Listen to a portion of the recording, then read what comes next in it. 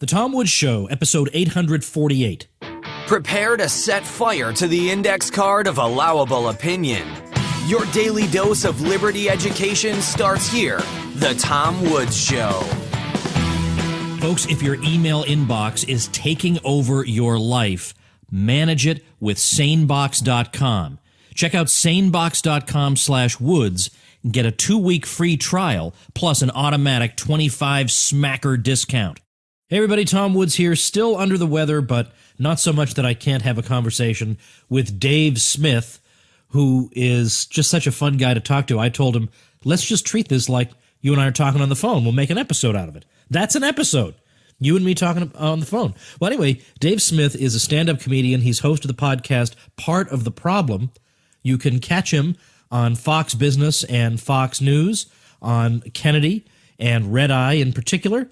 And you can follow him on his website at comicdavesmith.com. I'll have a lot of links at including his social media at tomwoods.com/848. And we wanted to talk today about should we just write off the left or what? Because Dave has a bit of a different perspective on this, and I thought, why not? Let's bring Dave on. We'll hash this out. Dave, welcome back. Oh, thanks for having me, Tom. It's an honor. This has been much too long. You were on, I haven't checked, but it was, I don't know, something like episode 12. I don't know. It wasn't that long ago, but it was a long time ago.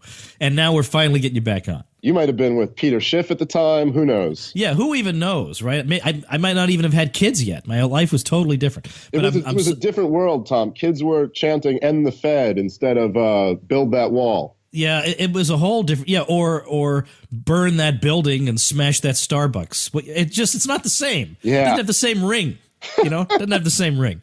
Well, anyway, I'm glad to talk to you today because first of all, you and I get along great, and I think what you do is great, and I'm really glad to know you. And you are going to make something of a correction of me. And now this is, back to back here. I just had that weasel Michael Malice on. And, he's always looking to correct me over some piddling bit of nothingness, whatever. And then, but you're less obnoxious than Michael Malice, that's for sure. But that doesn't say much. But I think you want to say that maybe I'm overdoing something, and I am very open to that possibility. So what do you think it is that I'm possibly overdoing? I don't know if I would necessarily say you're overdoing anything. I think you are. Me and you probably aren't actually that far on this issue at all. But I guess the overall pitch that I decided I'd come on and make was kind of the idea of not giving up completely on the left, and the idea that libertarians should still be talking to the left, and that I think a lot of people, a lot of libertarian content producers, myself included, have grown more and more frustrated with the Antifas and the social justice warriors and the absolute craziness going on. However, that being said, as someone who's a little bit more connected to the lefty world, being a comedian who lives in New York City, I can tell you that there are a lot of people within the lefty world who aren't quite as insane as the Antifa people you're seeing on your YouTube videos, not quite as out of their minds as the people who Tucker Carlson is smacking down every day, who are also getting a little bit turned off with this craziness on the left. And I think it's important right now that we continue to talk to those people, seeing as how, as Lou Rockwell always said, we do have this advantage of having the truth on our side. And for the small percentage of those people who are still looking for a little bit of truth, I think we can still be very compelling. All right. Okay. Fair enough. Now, look, you're talking to a guy who wrote We Who Dared to Say No to War with Murray Polner, who's probably the most lefty guy I know, personally, actually. Excellent book, Tom. Thank you very much. So, in theory, I'm all in favor of this. And of course, I always want to talk to anybody who wants to talk to me, I'll talk to. I guess part of the reason I have a bit of a visceral response to the left is precisely this point when I say I'll talk to anybody who wants to talk to me. Because even the people who are not smashing the ATMs or beating people up in the street, nevertheless, are of the opinion that, well, let's see, Think Progress doesn't like this guy, and I've read 2 sentences about his, I don't know, what is it, 25-year career or something at this point, and that's all I need to know, that he's terrible, probably at least a fascist sympathizer. I get this, it's to the point where it's why I say, why am I bothering to do this? Why am I hanging out my little sign saying, look, I'll talk to anybody who is anti-warfare state, and we can start from there. Well, I want to just take that sign down and set it on fire. Yeah. Okay. Look, I just, for people who listen to your show who maybe aren't familiar with me, I just want, just so you understand where I'm coming from, your listeners, that is, I'm not like one of these left libertarians. You are not. I'm not any more than, than you are a neocon currently. I'm not a leftist at all currently. I'm like a pure Rothbardian, Hoppian, Woodsian, non-aggression principle. I don't care about inequality or anything like that. And so I understand where you're coming from. And I do objectively think, I've been a libertarian for around 10 years now, going on about 10 years. And I think that the left has gotten far worse in this time. I believe that they do need to be dragged over the coals to some degree intellectually for this. And I think, if you on my Twitter right now, my pinned tweet is I said, it's something along the lines of, I said, maybe if you weren't silent while the last guy was slaughtering Muslims, I could take your outrage over strict immigration seriously. Oh, man. And that's pinned, Tom. To your millennial listeners, you understand what that means when you pin a tweet. That's more than like a tattoo. That's serious. Oh, that's right. And by the way, I just about 2 days ago pinned my first tweet. Because I finally realized, there's some value. Because if somebody clicks on me to look at me, they'll see this tweet. It took me years to figure this out. Yes, especially if there's something like kind of hot that's going on right now that really does encapsulate everything you're trying to go after.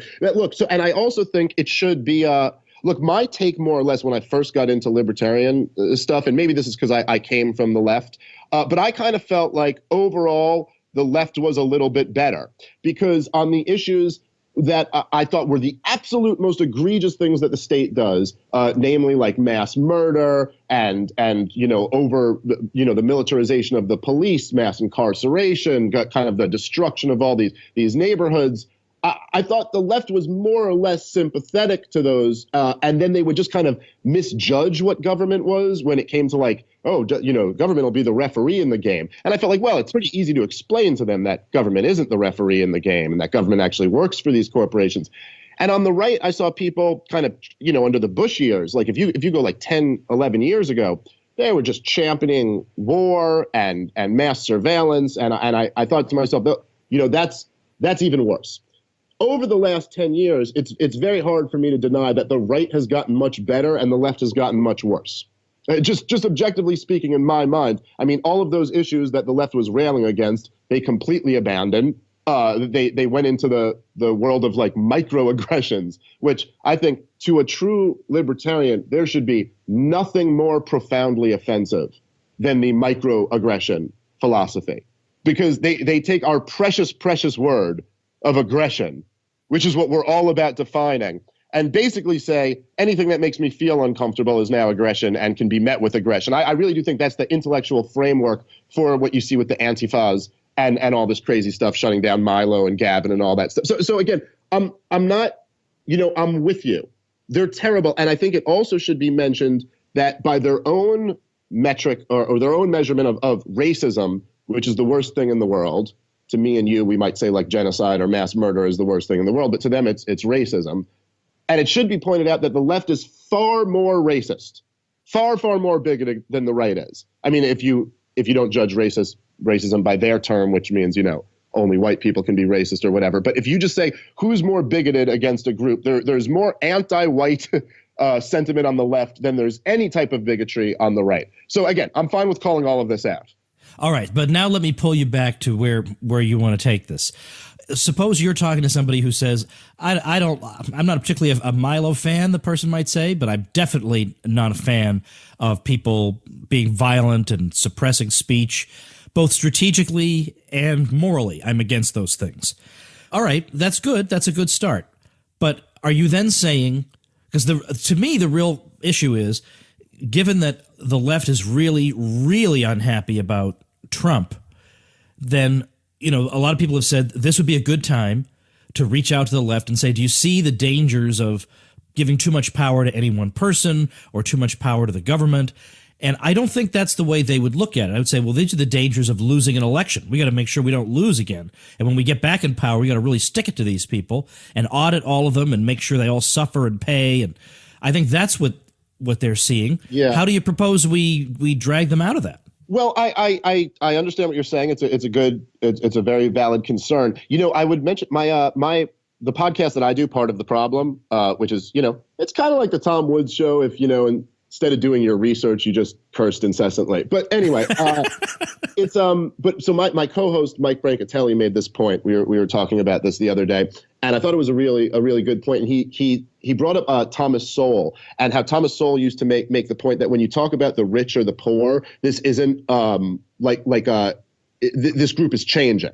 It's fluctuating. Like the top 1% isn't the same people, and the poor aren't the same people they necessarily were. So just keeping that in mind when we're talking about the left, this is something that's changing. There are people who used to be far lefties who come out of the left and then go in. So I do agree that, yes, there are lots of people on the left who are going to take this more as a message that we lost the election, then we really need to limit the power of government.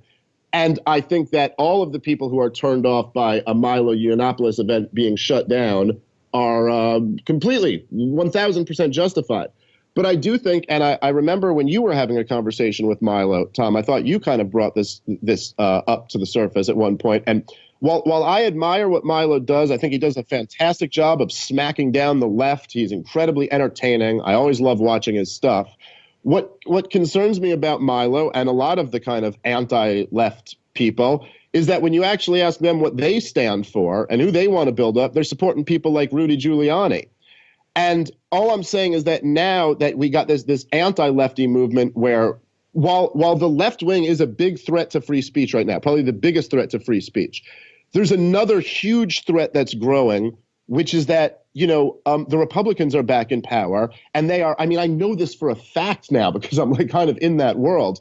They are permeated by pro-war psychopaths who want nothing more than a conflict with Iran, want nothing more than, when we look at someone like Obama, and maybe the most disgusting thing about the left is that while Obama, the worst aspects of his legacy, the fact that he set the precedent that you can legally, signed into law, that you can murder American citizens without charges, detain American citizens, that you can bomb any country in this ridiculous war on terror. Well, the complaint from the Republicans is essentially that he didn't do a lot more of that stuff. That's their complaint, that he was basically weak on all those issues. So I just think we need to some degree to start getting real about opposing this however we can. And if there's anyone we can peel off of the left craziness, then we need to keep talking to that. Yeah, as I say, fair enough. I personally feel like my strengths don't lie in that direction. I accidentally convert people from the left. I'm not trying to, but people write to me and say that I managed to do it. I don't know if I've said this on the show, but I even at one time had a guy come up to me and say, my book Meltdown, which was just a book on the financial crisis, that somehow converted him from being a socialist to being a free market guy. I wasn't even aiming that book at him. I was aiming that book at conservatives who didn't know what to think. Look, I have probably had more success myself converting people from the right than from the left. And that is shocking to me. Certainly when I first came into this libertarian business, that would have been very, very shocking to me. But Tom, I got to tell you, I bet you've converted a lot of people from the left, a lot more than you think. I'm one of them who you had a big hand in converting over from the left. And I guess the central message of what I'm saying here is that I just see a lot of people, and some good libertarian people too, content producers, people with different shows out there online. I see them really losing their minds and almost snapping with how crazy the left is. And I don't think it's a good idea. Look, again, like I said, this is what I was saying before. I'm not one of these left libertarians. I'm as disgusted with the left as any of you guys are. The thing is that look, I'm actually somewhat sympathetic to the Hoppian removal argument, okay? Like I'm not, but I see that as almost being something like, yeah, when we're one step away from having a libertarian society, maybe we could do that. We are nowhere near the numbers. We don't have anywhere near the numbers for the type of action that some of these people are talking about taking. And the idea that we can just stop talking to people, give up on the left. Look, I mean, you could make a strong argument we should give up on the left, give up on the right, give up on all these groups that support the state. But my problem is we're never going to get anywhere if we do that. And I got to say, I really do worry about a lot of what I see as this trend. Whereas I would have said, like, as of the last few years, I mean, the left has been getting so much worse than the right. And now I see this trend on the right of mirroring a lot of the worst aspects of the left. I remember seeing this at first in the men's rights movement, when that kind of started becoming, very prominent on the internet a few years ago. And at first it'd be kind of like, oh, okay, great. Someone's kind of giving it back to the feminists because they're just out of their minds. But then you'd start to hear a lot of these requests from the men's rights movement of things like, well, they have a government program for women. We want a government program for men. And you're like, wow, well, now you're just becoming everything that I hate about the other side. And I'm not going to get on board with embracing identity politics, embracing this race realism crap. I just don't. I don't know. To me, let me tell you something, Tom, and this really kind of disappoints me, but there is some, really hardcore alt-right listener of your show who, as soon as I started pitching this message, goes, he's just a Jew. I'm telling you, that does exist. And that's of the left. That's what I hate about the left the most. They'd listen to this conversation and just go, white privilege, and not even take the argument on. I'm just saying I see this building up on the right. I see a lot of libertarians getting frustrated with the left, abandoning the non-aggression principle, abandoning kind of the principles we stand for, not presenting libertarianism as the true. Look, maybe I'm wrong, but I was convinced a while back that we were the true humanitarians. And I don't know why we wouldn't want to promote the message that way. If you think we can just close up shop and start making ourselves, presenting the message in a way where no one on the left will ever get on board with it, you know what I'm saying? I just don't think that's a good path for us to go down. All right, let's keep this going after we thank our sponsor. Folks, if you remember the Pink Floyd album, Dark Side of the Moon, it was all about different things that can drive you mad. Well, one of those things in my case is email. You can't imagine how much email I get every day, and it takes over my life, and it makes me anxious, and how am I going to answer it all, and how do I sort through it? And I now have the solution thanks to sanebox.com, SANEBOX.com. It sorts my email according to how important it is. That's right, it figures that out. Now, I nudge it along. I give it some hints here and there. And it also can have my email come back to me on a particular day when I know I'll have time to deal with it. So instead of thinking, I got to go back and look at my email from 5 days ago to get to those 3 I didn't answer, no, I can just tell SaneBox, send me these tomorrow, or send them to me 2 days from now at 3 p.m., because I know I'll be available then. It has those tools and more. I can't recommend it enough. Get a 2-week free trial plus an automatic $25 discount if you decide to subscribe by checking out sanebox.com/woods. Dave, let me run by you something Jeff Deist said could have been on my show, but I listened to everything he says, so I'm not sure where he said it. But he was saying, if the left didn't have this, I know this part I'm kind of adding, if they didn't have this urge to take over everything and dictate to everybody and have their own ideological preferences in every nook and cranny of the whole world, if they didn't have that part to them, if they could just say, look, I want to live a life according to what I believe in, and I want to live in a society that's organized according to what I believe in, even if the whole world isn't, even if the whole country isn't, but at least the society I live in, the neighborhood, the town, the city, the state, that would at least be something, and I could take that as a second best option. Then we could say, look, if California wants single-payer health care, go ahead. If you want to favor green energy, go ahead. If you want to have a $25 an hour minimum wage, go ahead. And that would solve it. Now, what's interesting, though, is that the people who are calling for Cal exit, when you look at what their demands are, this is a point made by John Seiler, who used to be with the Orange County Register. He points out that every one of these demands they could have in the union. It's not at all clear why they would need. He says, now, look, don't get me wrong, I favor secession. I just don't see why they would need secession for all these things. They could just do them. Some states are already doing the things that they say they want. So whether it would require secession or not is a separate question. But if we could simply say, if people want to live a certain way, you move over here. If you want to live another way, you move over here. Now, that's a very blunt instrument because, obviously there are more than 2 different ways to live. But you see my point. Yes. And I look, I love Jeff Deist. Everything he says is right. I don't disagree with him on anything. Mm-hmm. I remember Ron Paul making this point years ago, and I thought this was such a strong argument. I was like, oh, well, that's it. I'll be able to convince every far leftist to be a libertarian now because you're like, oh, you guys can still be a leftist. You can still go buy a factory and split it amongst the workers and, hey, run it that way. And if that's more efficient, then fine. But, of course, it's not that easy to convince anyone to. Right. Yes, I agree with what you're saying, essentially. I do think, I remember I saw this meme, just kind of a funny little aside, but I saw this meme. It was right after Trump got elected, and there was some progressive who was going over ideas of how lefties could fight Trump. And I swear he stumbled upon libertarianism around idea 4. And he went, well, maybe if all of us just don't send in our taxes, and then we could send the money ourselves to the programs that we think are necessary. And then we wouldn't even need the federal government to blah, blah. It's one of his several ideas. So there is something very interesting to the fact that we almost do have a solution to hand them. And I do think that's a powerful point to continue to make. I would just say, look, at the end of the day, we as libertarians understand, we have a streak of radical individualists that runs through our individualism, that runs through our thinking. We're not the collectivists. And sometimes we all have to use, we all see things in terms of patterns.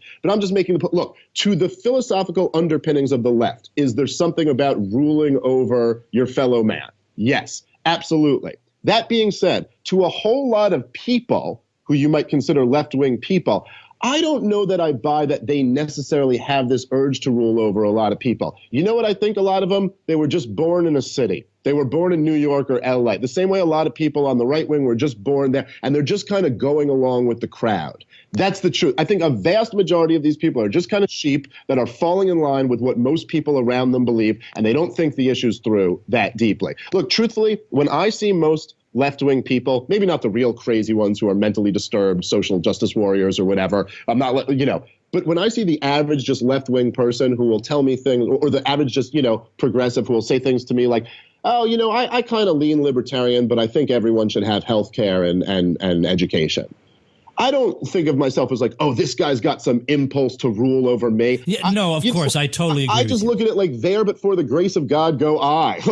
Luckily, I read Rothbard. I was in the right time. I got opened up to this stuff. I think my whole point of this whole episode is that there still are some reasonable, logical people out there who are just going with it. Our message is very compelling. And the point that Jeff Deist made, the point that you're making, that they can have their world in a libertarian society, will, for whatever percentage, maybe a very small percentage, but will still hit them that's a good point. And we still need that small percentage. We libertarians are not in a position to turn away anyone who might be coming over to our path. I mean, again, look, Tom, even if you say you may not have had the most success converting left-wing people, you converted me, and now I'm out there converting other people.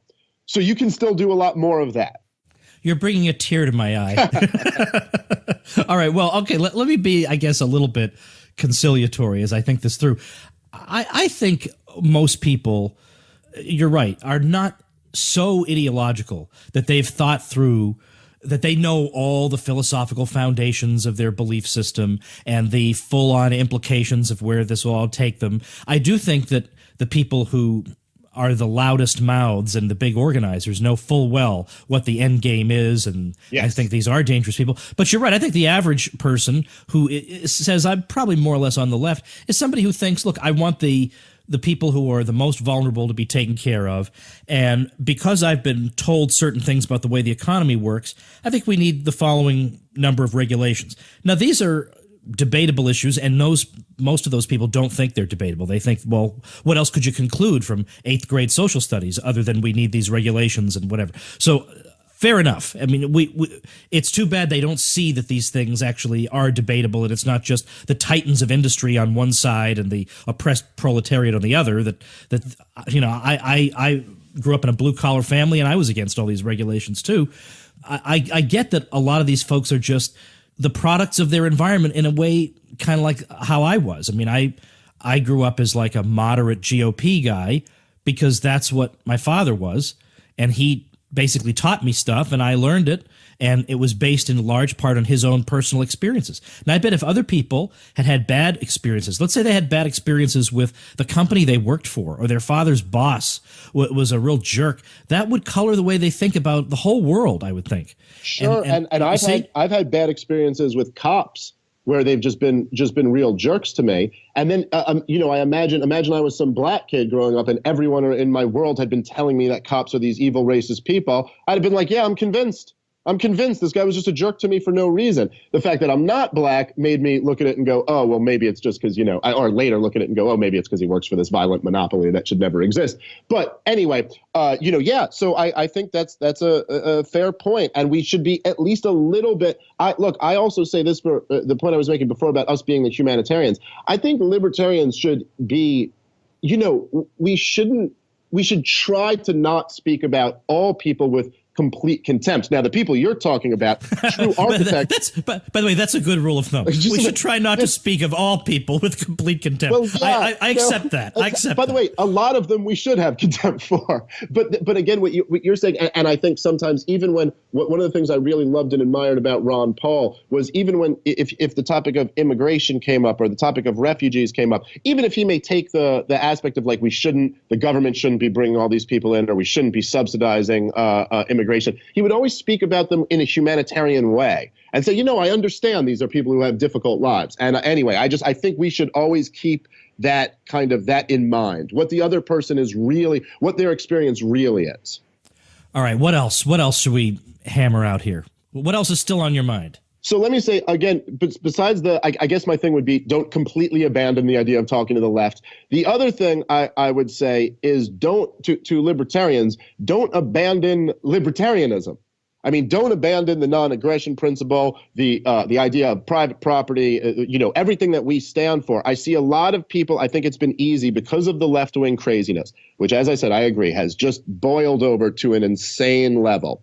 It's been very easy to kind of make allegiances with everybody who's anti-left wing. And even some people have started getting into the idea that like maybe, we could, like I was saying before with Milo, it's a real problem to me if anybody supports Rudy Giuliani. Don't call me crazy. I thought he was one of the bad guys. And if you're going to get into just supporting traditional, if we're going to have some type of right-wing movement and say, okay, the argument that I've heard is kind of like, well, you guys had your chance with Ron Paul. Sure, kids were chanting end the Fed, end the wars. But what Donald Trump did, he's able to actually win. And sure, now the kids are chanting lock her up and build the wall. And there's nothing particularly libertarian about any of that. But now we win. Okay, but we win and then we get Jeff Sessions and Rudy Giuliani and that doesn't do anything for us. That doesn't get us a victory. If we get people in there who champion the military and champion the police, but look, by any libertarian principle, it's the military commits mass murder and the police are essentially a criminal organization that go around harassing and kidnapping people. We are not going to get anything. We have to keep the message pure or there's no victory in it for us. So I think the same way libertarianism had this big, a lot of people on the alt-right, they'll say things to me. They'll be like, Dave, are you still a libertarian? That's so 2012. This is their attitude. Like we had our bump and now they're having their moment.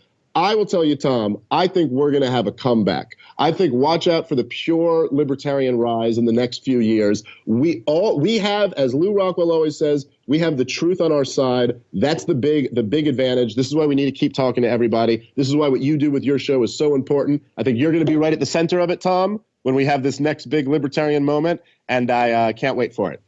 Well, that's very good of you to say. I appreciate that. Let me say one more thing about Milo before we wrap up. What's interesting about him is that even though I like him personally and I like his provocative style and all that, when you really peel back and look at his views, they're not all that different from standard Republican politics. Yes, I'm sorry. My only problem with Milo is that I wish he would be more dangerous, as he claims to be. He's not dangerous enough. And so if I'm able to get him on for his book, I'm going to say that. I think I'm going to say I'm going to write on your cover almost dangerous, or somewhere in the vicinity of 1 million miles of dangerous, but not nearly as dangerous as you could be. Well, that's right. I'm sorry if you're like one of these conservatives who is in that vein, whatever you want to call. I know people call that alt-right, but it's not really. But whatever that Breitbart, just kind of like he's not alt-right. No, he's made that clear over and over. But it's whatever that school would think. I got to say, I find it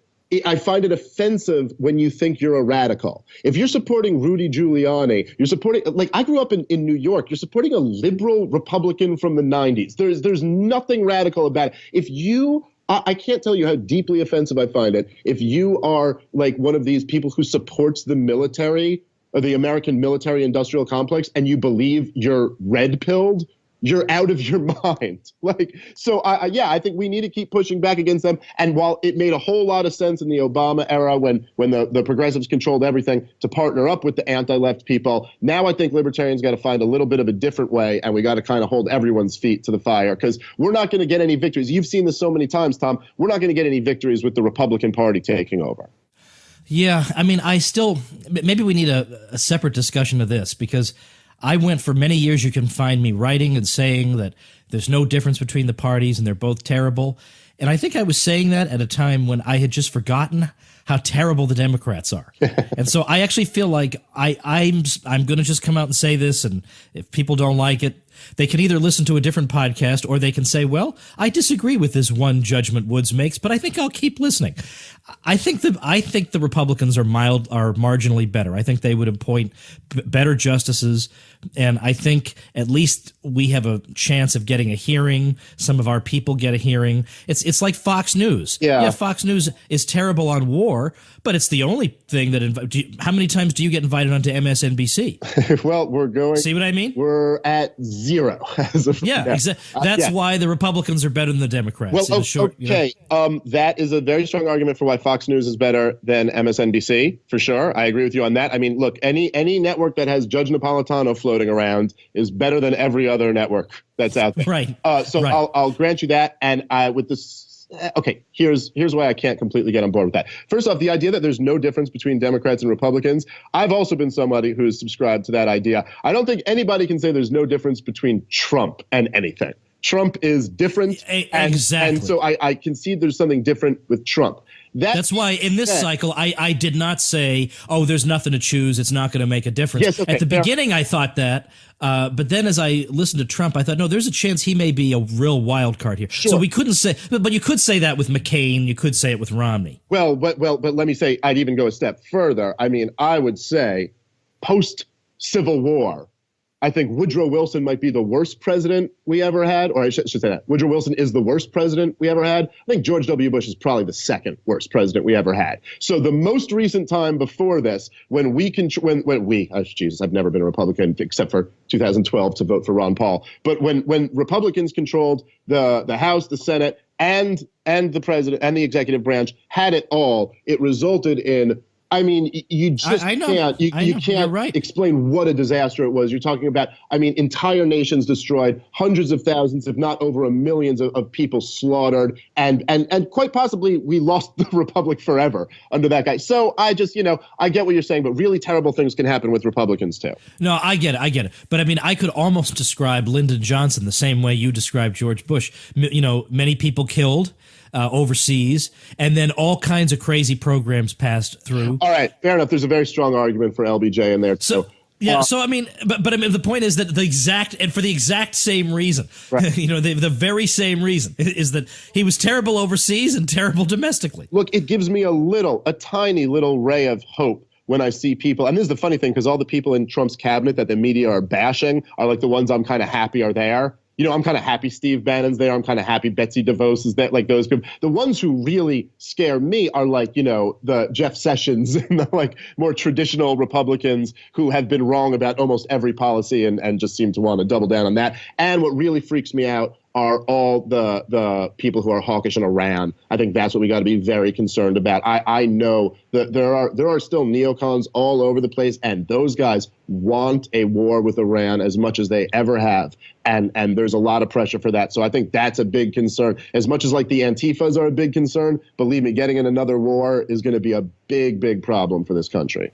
One last thing before I let you go. Can you tell people, because most people, I get a lot of people who don't know what SJW stands for, Social Justice Warrior, but I bet a lot of people don't know what Antifa is. Oh, yeah. So Antifa, it's so ironic, but these are what they call themselves. Everything a liberal calls themselves is the opposite of what they are. They should never have a word rooted in liberty or progress.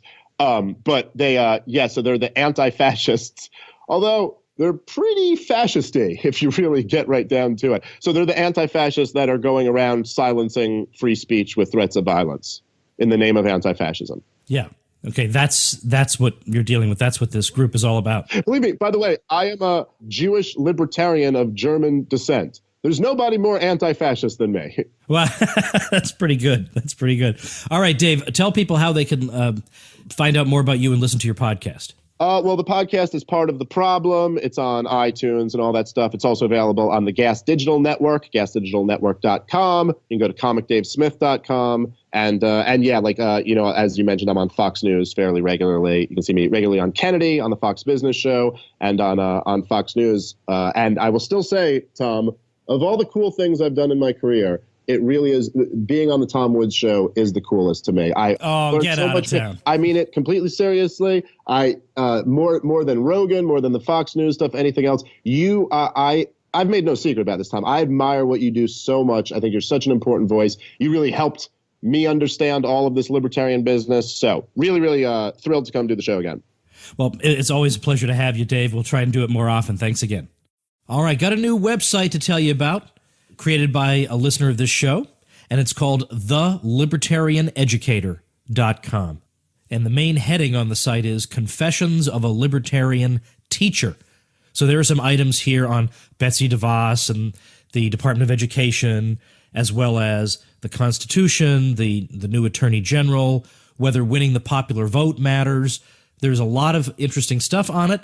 You can get there at thelibertarianeducator.com, and I'm going to link to that as the listener website mentioned at tomwoods.com/848. Now remember, not only do you get these neat bonuses that I give you if you get your hosting through my link when you start your site, but they now have a special page at Bluehost with my face on it. It's funny, actually, and it actually gives you the best price they offer to anybody. So not only do you get my bonuses, you get this mention, a link from me, some tutorials, and membership in my private bloggers group, but you also get a discount. So it's a tremendous package of goodies. You can get this package of goodies by visiting tomwoods.com/publicity. Secondly, if you don't yet have my little ebook, Sane Space, Libertarian Dispatches from Bizarro America, you can get it by texting, ready for this? Texting the word snowflake to 33444. Now, you can also get it by going to sanespacebook.com. But I personally think it's more fulfilling to text the word snowflake to the number 33444, and you get yourself that free ebook. All right, that's it, everybody. Thanks for listening. Become a smarter libertarian in just 30 minutes a day. Visit TomWoods.com to subscribe to the show for free, and we'll see you next time.